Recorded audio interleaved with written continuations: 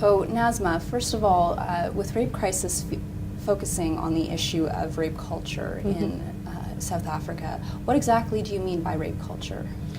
Hi, thanks for having us. I think when we talk as Rape Crisis about rape culture, it talks about the prevailing culture around rape, that it's so prevalent and so normalized in our society today that nobody really seems to sort of understand the trauma and levels of trauma that somebody experiences. It's just become extremely normalized to the point of the kind of conversations that we have feed into this idea and culture about rape, how prevalent it is, how normal it is, and often also just engaging in sort of the victim blaming and talking around myths and, perpetuating different myths in our society.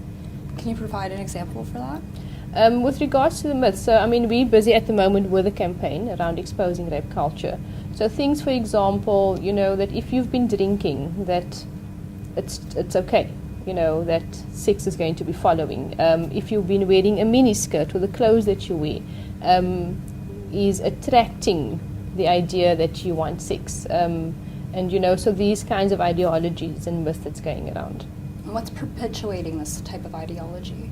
I think part of, and Kenny can also talk to that, part of that is the perpetuation is the sort of conversations that people have, how they understand it, how they utilize the words, how they, the stigma that goes with victim blaming, that it's the victim's fault and not the perpetrator, and how society socializes men to grow up as perpetrators. Not society really, but that you, no. Things about perpetrators. Yeah, that's in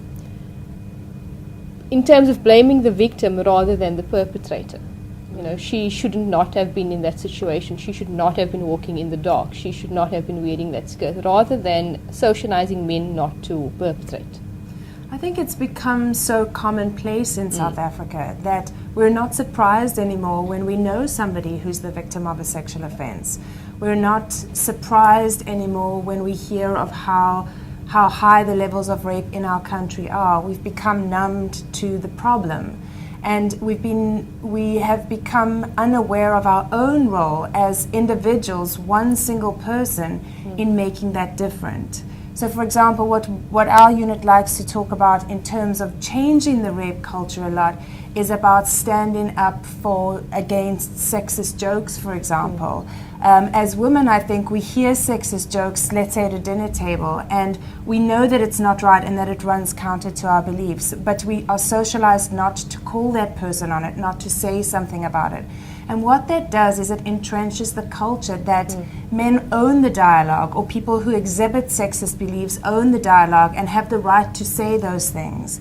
So what it teaches women and young girls is that as women, as female sexual beings, we are less important than the prevailing culture, than the way that men see us and the way that men want us to behave sexually.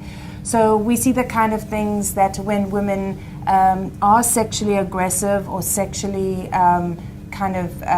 self-confident, that we erode that as a society by saying, oh, she's right before her time, or she's a cougar, or she's, we have all of these pejorative ways.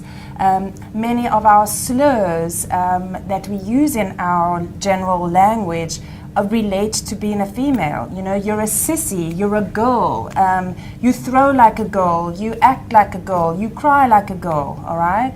So what that does is it erodes the position of women in our society and gives the perception that we are at the mercy of what happens to us. And when we step out of those roles, we are very quickly pulled back, right? So, and that, as Nazma said, comes through in everyday language, in the images we see in magazines, in the ways that we use the female body to sell things like chips or ice creams or perfume, in the language that people use. We were just talking about the fact that last night after the World Cup, somebody on my Facebook feed called that the one team had raped the other. That's not rape. Only rape is rape. Yeah. And to have to point out, for example, that how does it feel to the women who might be in your news feed, in your circle of friends who have experienced sexual offenses?